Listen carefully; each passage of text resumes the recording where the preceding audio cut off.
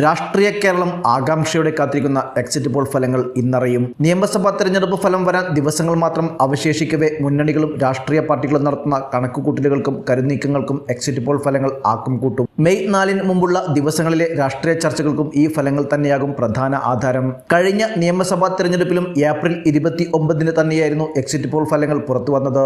ദേശീയ മാധ്യമങ്ങളും വിവിധ ഏജൻസികളും അന്ന് LDF-നെ തുടർഭരണം പ്രവചിച്ചിരുന്നു. പിന്നീട് വോട്ടെണ്ണൽ ഫലം വന്നപ്പോൾ ആ പ്രവചനങ്ങൾ ശരിവെക്കപ്പെടുകയും ചെയ്തിരുന്നു. സാധാരണ സർവേകളേക്കാൾ എക്സിറ്റ് പോളുകൾക്ക് കൂടുതൽ വിശ്വാസ്യത ഉണ്ടെന്ന ധാരണ നിലനിൽക്കുന്നതിനാൽ ഇന്നത്തെ ഫലങ്ങൾ രാഷ്ട്രീയ പാർട്ടികൾ ഏറെ ആവേശത്തോടെയും ഉത്കണ്ഠയോടെയുമാണ് കാത്തിരിക്കുന്നത്.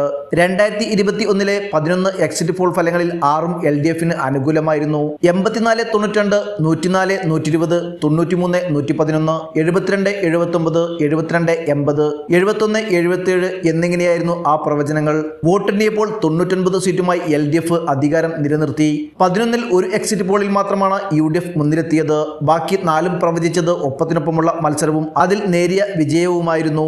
NDAയെ സംബന്ധിച്ച് കണക്ക് കൂട്ടലുകൾ പക്ഷേ മിക്കതിലും പിഴച്ചു. 4 എക്സിറ്റ് പോളുകൾ 0-2 സാധ്യത പ്രവചിച്ചത് ഒഴിച്ചാൽ NDAക്ക് ഉറപ്പായും സീറ്റ് ലഭിക്കുമെന്ന സാധ്യതയാണ് മറ്റെല്ലാ എക്സിറ്റ് പോളുകളിലും ഉണ്ടായിരുന്നത്. ഒരു എക്സിറ്റ് പോൾ NDAക്ക് 2 മുതൽ 7 വരെ സീറ്റ് പ്രവചിച്ചു.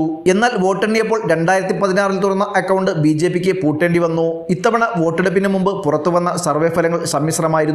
LDF-നും UDF-നും സാധ്യത കൽപ്പിക്കപ്പെട്ടു. ചിലതിൽ ഒപ്പത്തിനൊപ്പമുള്ള മത്സരവും പ്രവചിക്കപ്പെട്ടു. സർവേകളിൽ ആർക്കും വ്യക്തമായ സാധ്യത നൽകാത്ത ഈ സാഹചര്യവും എക്സിറ്റ് പോളുകളെ സംബന്ധിച്ച ആകാംക്ഷ വർദ്ധിപ്പിക്കുന്നു. കേവല ഭൂരിപക്ഷത്തിനു വേണ്ട സീറ്റുകളോടെ കടന്നുകൂടുമെന്ന പ്രതീക്ഷയിൽ തന്നെയാണ് LDF. ഭേദപ്പെട്ട വിജയം തൊട്ടടുത്തെത്തിയെന്ന ആത്മവിശ്വാസത്തിലാണ് UDF. ഏതാനും സീറ്റുകളിൽ ജയിച്ചു വരാൻ കഴിയുമെന്ന് BJPയും വിശ്വസിക്കുന്നു.